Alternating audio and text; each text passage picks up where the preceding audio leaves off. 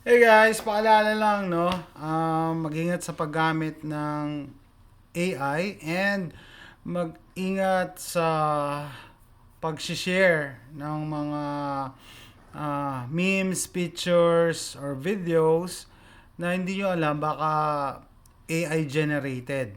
Okay? So, kung galit tayo sa mga fake news, baka hindi nyo alam, unknowingly, nagsishare kayo ng mga fake news. Okay? So, simulan muna natin to, no? Yung GMA7 Anchors, no? Ginaya ng AI. Kuha talaga yung boses eh. Mayroon lang, mga words na hindi kaya i-pronounce yung AI. Na mga pekeng video ng inyong lingkod at kasama natin si Ivan Mayrina na nag-aanunsyo ng pamimigay umano ng kwintas mula sa Italy. Huwag paloloko mga kapuso dahil Okay, so ito masaklap sa GMA7 eh. Sila yung promotor ng AI. Gumagamit sila ng AI, no? Tuwang-tuwa pa dahil high-tech, pero ngayon nabiktima sila. Yung irony. peke po iyan at posibleng ginawa gamit ang AI o Artificial Intelligence. May unang balita si Rafi Tima. Meron ngayon isang Mama Mary necklace na galing pang Narinig nyo? Necklace daw, necklace. Okay. Vatican. Uunahin na namin. So yung yung AI minsan may mga bagay na hindi ma-pronounce eh. Nang tama. Peke ang video na ito. Kahit pa sa unang tingin, aakalain mo talagang totoo ang ibinabalitang ito ni GMA News anchor at senior Pero everything else parang kung ordinaryo kang tao, mapapaniwala ka eh. reporter Ivan Mayrina. Ay may bendisyon ng mga pari sa Vatican, Italy. Meron ngayon isang Mama Mary necklace na galing Okay, iba rin yung pronunciation niya. Pero ito parang tama sa pagkakasabi ni Susan eh. Yun lang, pagka inobserbahan mo yung bibig, hindi sumasakto sa words. At GMA host Susan Enriquez. Tara alamin natin, mga kapuso. Kung panonoorin ang kabuuan Pero tama-tama yung niya eh, yung hand gestures. ng video, makikitang hindi ito totoong balita mula sa 24 oras. So AI generated yan and sabi ko nga the irony because Philippine first AI sportscasters, GMA sports coverage, AI ang ginagamit, no? Si Maya tsaka sino nga to? Kapag Tagalog din kami. Parte ito ng mas malaking misyon at mas malawak na Ayan, pag... ang ganda It's yung your pag- girl, Maya. What's up guys? I'm Marco. Maya and Marco. Oh? So, di ba sabi ko, yung GMA7 promotor ng AI na biktima ng AI. Kapuso AI Sportscasters. Do you want the latest news about the biggest leagues and tournaments So, kung talagang maselan kayo at oobserbahan niyo yung galaw ng bibig niya, no? Hindi ganun in the Philippines and all over the world? accurate. We got you covered. Be the first to watch our exclusive No, hindi ganun ka-accurate. Pero, kita niyo yung skin tone, yung movement ng mata, movement ng facial muscles. Pwede kang maloko talaga. on your favorite sports and athletes using cutting-edge advancements in generative AI. Okay, so alam niyo ba si Elon Musk nagbabala na about the dangers of AI? About the dangers of AI. No? Mas malala pa daw sa nukes. Imagine niyo, mas malala pa sa nuclear. Paano nangyari 'yon? Kasi yun nga, 'di ba? Newscasters, no, ginaya. So what if yung mga importanteng tao like yung presidente ng isang bansa ginaya tapos nag-declare ng gera, 'di ba? Mga ganun. Mark my words, AI is far more dangerous than nukes. So, punta naman tayo dito, sabi ko baka nagpapakalat kayo ng ng fake news. Mamaya yan. Elon Musk warns UK Prime Minister that AI will bring an end to work. Yan, isa to, no? No matter how you feel to the Pope, mali po na i-share tong mga pictures na to kasi mga fake photos po to AI generated. Imagine niyo si Pope nag-party, may hawak na mushrooms, 'di ba? Yan, umiinom ng alak, nagyosi pa nga yan eh. Tapos yung damit niya, pang rapper. Ayan, naipaghalikan. So, AI generated to, guys. So, sabi ko nga, baka mamaya, ayan, party, baka mamaya, dahil galit kayo kay Pope, no? Share kayo ng share, tapos kung ano na yung caption, fake news po to. So, kung tayo, sabi ko nga, mag-ingat kasi kung tayo, ayaw natin ng fake news, huwag din tayo magpakalat ng fake news. No matter how we feel for the Pope.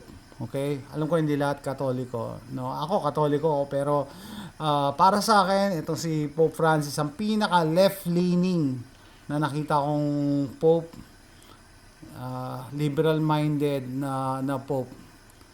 Pero as a Catholic, ang faith ko talaga is directed towards God, hindi dun sa mga tao nagre-represent sa Kanya. Anyway, ewan ko kung naintindihan yung sinasabi ko. So yan, fake news po to guys. Iwasan nyo mag-share. Paano malalaman fake news? Ano ba telltale signs ng mga AI-generated images? Ayan po. Ayan. Bilang.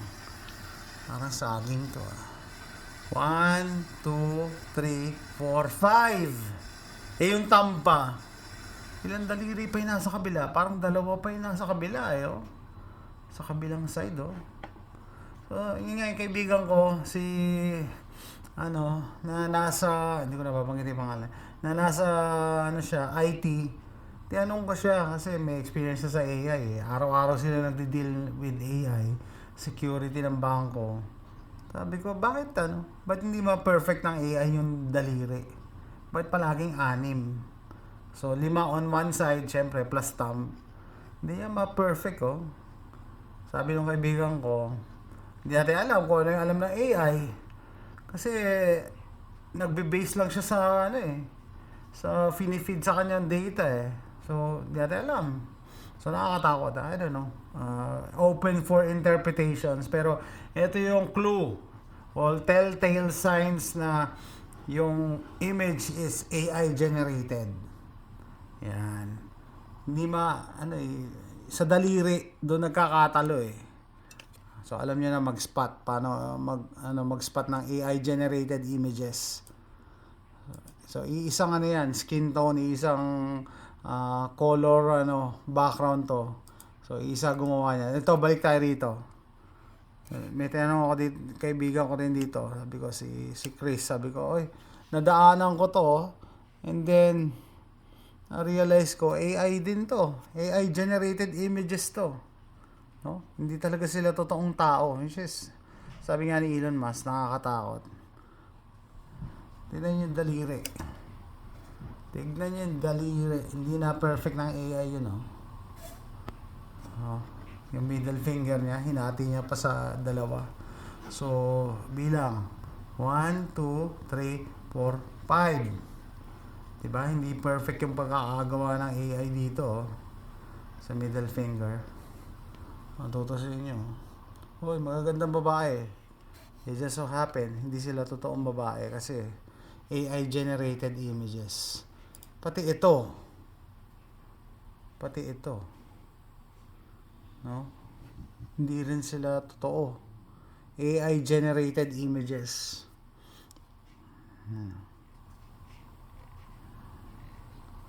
Kita nyo. Bilang. Tayo. 1, 2, 3, 4, 5. Wala pa yung thumb. No? So, hindi ko rin alam Hindi ko rin alam bakit pagdating sa fingers, ganyan ang pinoproduce ng AI. It's supposed to be matalino ang AI. Kaya nakakatakot. Sabi, hindi natin alam.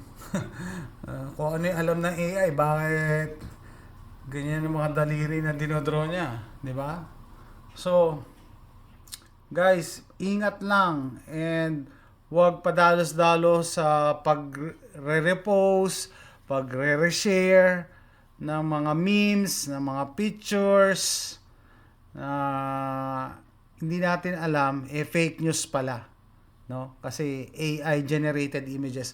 So parang sabi nung kakilala ko si Chris, sabi niya, pati mata nito parang may something Hindi nakafocus sa Yan lang natin. So nakatingin to, yung nasa gitna. Although ang gaganda nila, pero ito nasa gitna. May telltale signs din yung eyeball. Hindi na ng AI, oh. Hindi pantay, oh. Tama, hindi pantay ito, ah.